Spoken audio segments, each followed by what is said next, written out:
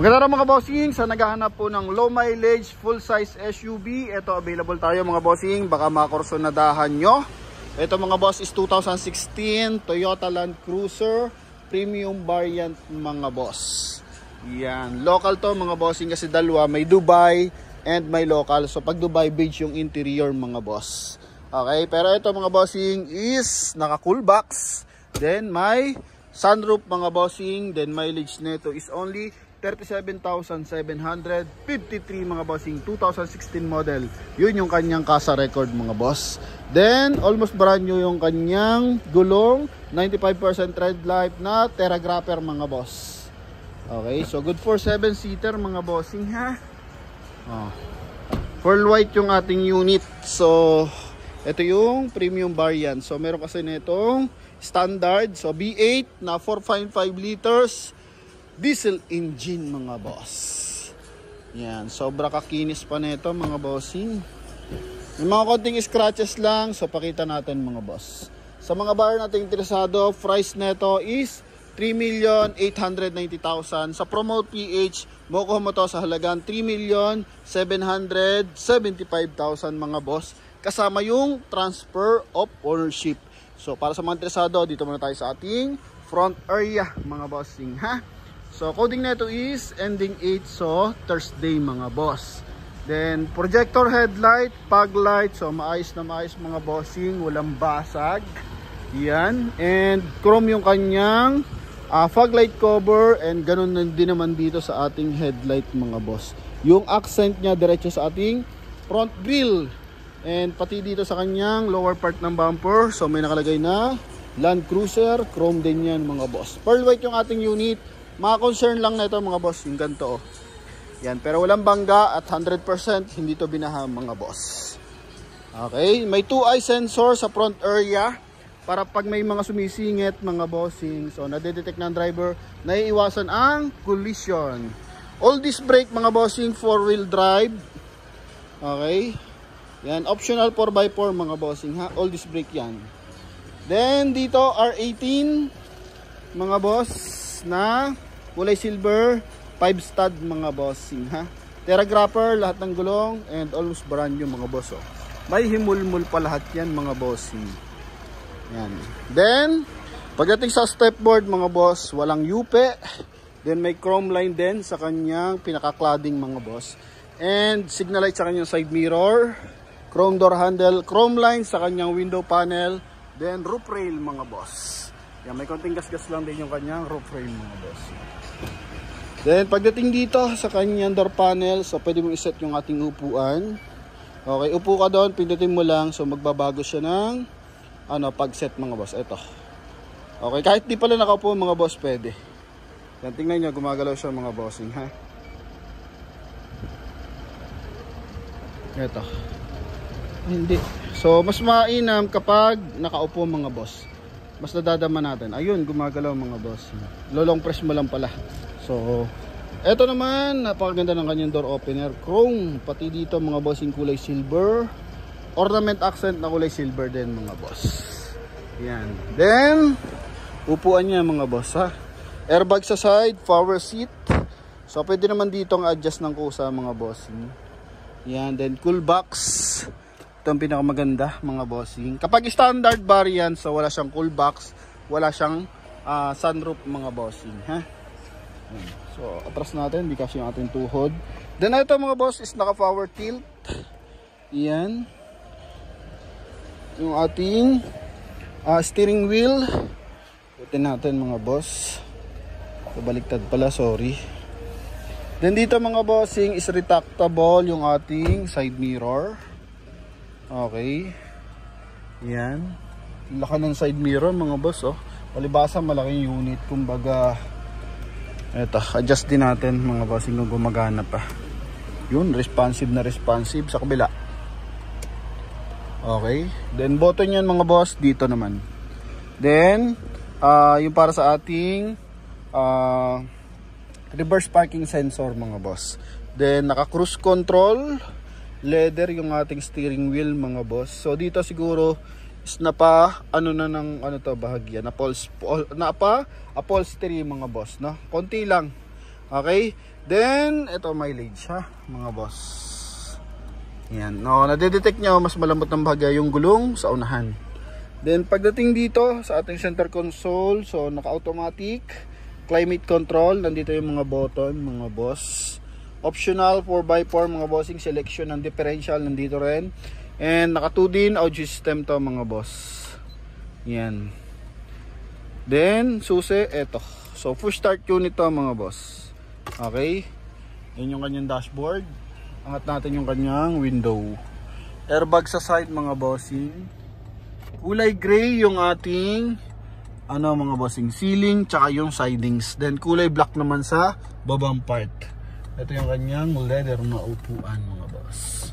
So pwede mo i-close. And pwede mo rin palang open mga bossing. Subukan natin. Ayan. Angat mo. Okay. Okay, sorry.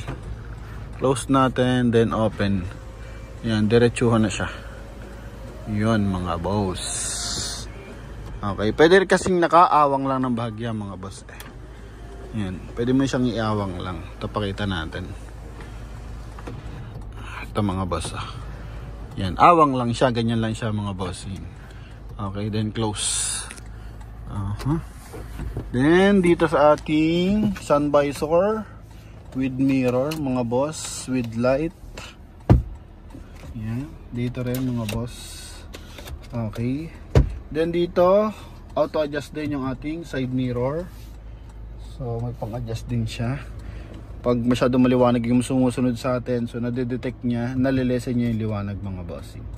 Ganda ng hole ng ating aircon blower mga boss. Chrome. Yan o. Okay, hanggang dito sa kabilang side. Then dito is lagyan ng bottled water holder. Okay, lalim mga bossing. Dalawang bottled water holder. So yung mga mga bossing, mga mineral natin, soft drinks, so pwede dyan. Then ready, meron na siyang RFID mga boss. Okay, so punta tayo sa second row. Ayan. Then meron siyang seal guard ng Land Cruiser. Pagdating sa stepboard, walang ka-UP-UP yan mga bossing. Baba lang natin window, baka mag-lock. Yan mga boss. Walang yupe mga bossing. May mga minimal scratches pero walang yupe. Ito naman yung kanyang second row. Feel natin paano umupo dito. Yan, ganito kasarap umupo sa likod. Maging negosyante mga bossing. Sobrang luwag. Yan, wala ka maririnig na ingay sa labas. Ganito kapag nakaupo sa Land Cruiser mga bossing. Okay, so safety features, airbag. Airbag ulit dito mga boss. Yan. So sa likuran, eto kalimitan yung mga ginagawang bulletproof car mga boss. Kasi nga malaki yung makina. So all road condition, tulad ng gulong natin, naka Terra Grapper. So pang all road condition yan. Highway, rough road, kayang-kaya yan mga boss. So naka automatic climate control din sa likuran. Dito naman mga ilaw na lang siya mga boss. Dome light. Then hand grip. Yan. Okay, so sa nagkaka-interest sa ating Land Cruiser mga bossing na low mileage, ito. Yan. Leather to leather mga boss. Okay. All this brake mga bossing. Taillight natin, buong buo po ang taillight. Yan. Then may 4i reverse parking sensor, ating spare tire mga boss. Yan. Brand new rin yung spare tire. Buo. Then may chrome line sa gilid. Connected sa kanyang backdoor panel. So hati ang pag-open ng ating Land Cruiser mga boss. Yun kaputol lang. Okay. Then dito kaputol din sa baba. Yan. Pero magaan lang siya mga boss.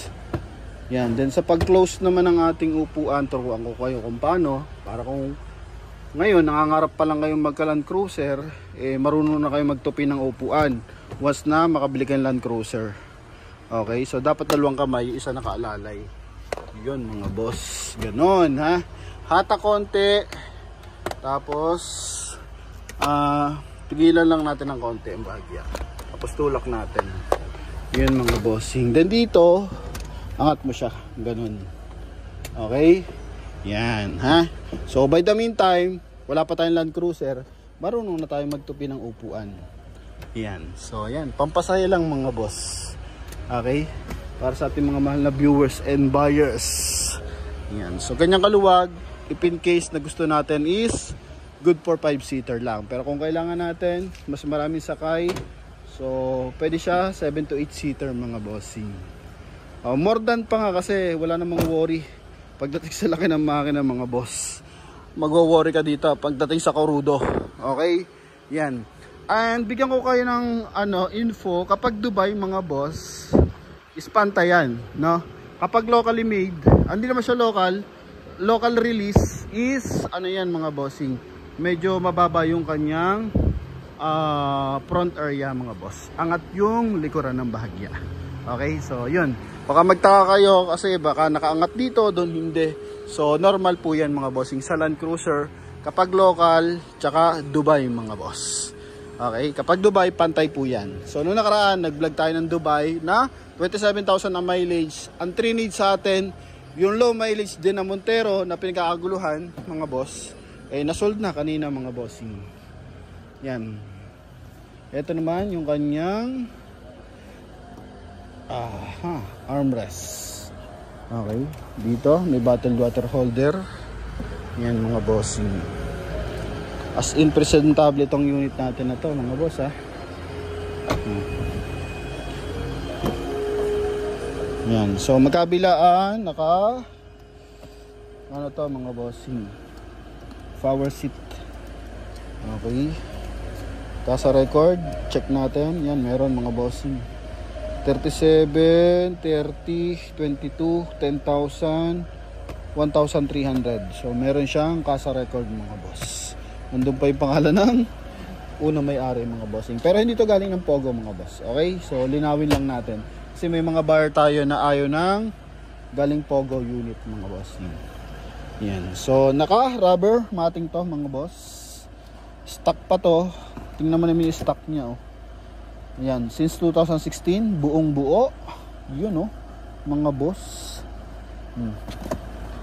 2016 model, buong buo pa rin mga boss. Laka ng glove box. Okay. About sa features, kung may mga gusto pa kayo malaman about Land Cruiser, eto. Meron pa siyang manual mga bossing. Yan. Then sa susi, dalawang available natin. Remote pala mga boss. Okay. Then turuan ko pala kayo, bigyan ko ng idea about sa susi mga bossing. Siyempre, para may idea din yung ating mga viewers and buyers. Okay, so akala nyo remote lang to talaga siya totally, pero may susi po ito. Ito mga bossing, sana malaglag.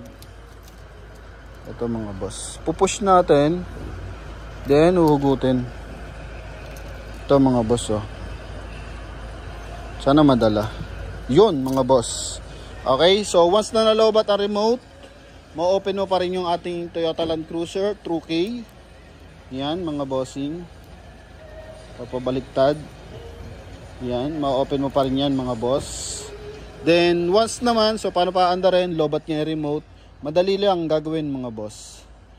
Mag-shoot ka naman kasi naka-vlog kami mga bossing, no? So ang gagawin lang is itatap po ito. Okay, itatap mo siya dito sa ating push start. Gaganon mo siya mga bossing para umandar. Okay, din apak sa brake. Yan, so at least nagkakaroon ka ng idea. Wala man kayong Land Cruiser mga bossing, sa mga marunong na mag-drive, ay ganun pala yon. Okay, ganun pala magka-Land Cruiser. At least ready na yung ating mga viewers and buyers. Pagdating sa headlight, naka-dual projector. Yan. Pagdating sa hood, eto mga boss. Yan, so meron siyang hydraulic assist. Okay. Turbo, syempre mga bossing ha. Oh. Dalawa hydraulic assist, V8 engine, D4D. So pag D4D is diesel. Yan mga bossing. Ganda ng timing ng makina nito. Naka Yokohama battery mga boss. Mga markings kompleto pa. Yan, may mga markings pa siya. Even sa loob. Yun, oh. Okay. Then 100% wala tong bangga mga boss. Sinilip ko lang, medyo madilim, pero sinilip ko. Recommended mga bossing, maayos. Dalawa talagang baterya mga boss. Hindi kakayanin to ng isang 24 volts mga bossing. Dalawa talagang baterya ng V8 engine. So at least wala pa tayong Land Cruiser, familiar na tayo sa specs ng Land Cruiser mga boss. Ano? Yan. So hoping makakuha tayo ng Land Cruiser mga boss. Pero sa may mga pambili na, so ito boss, ayos to, recommended talaga. Ito lang yung gas-gas niyan mga bossing. Okay, then dito may konting gas-gas. Pero walang basag mga boss, ha? Hindi pa siya totally basag. Gas-gas lang. Okay, yan. As in, presentable ito mga boss. So, yun mga bossing, sa nakaka-interest sa ating Toyota Land Cruiser 2016 model, 37,000 mileage. So, tawag na sa Promote PH. Connected yung ating Viber, connected yung ating number na nasa screen sa Viber and WhatsApp mga bossing. Ano? Yan. So, thank you very much sa pagsuporta. 500,000 followers na tayo. And road to 100,000 subscriber. Konting-konti na lang mga bossing. 1,000 na lang kulang. Okay? So, sa mga hindi pa nakapag-subscribe at lagi nanonood, nangangarap ng sasakyan. So, yan mga bossing. Magbibigay din tayo ng mga learnings about sa mga sasakyan kada review natin. Ano? Para mas marami tayong mainggan yung mga viewers and buyers. So, kahit sa iba kayo makabili, at least kay Promote PH kayo natuto mga boss. So yun lamang mga bossing. Thank you very much. God bless. Bye bye.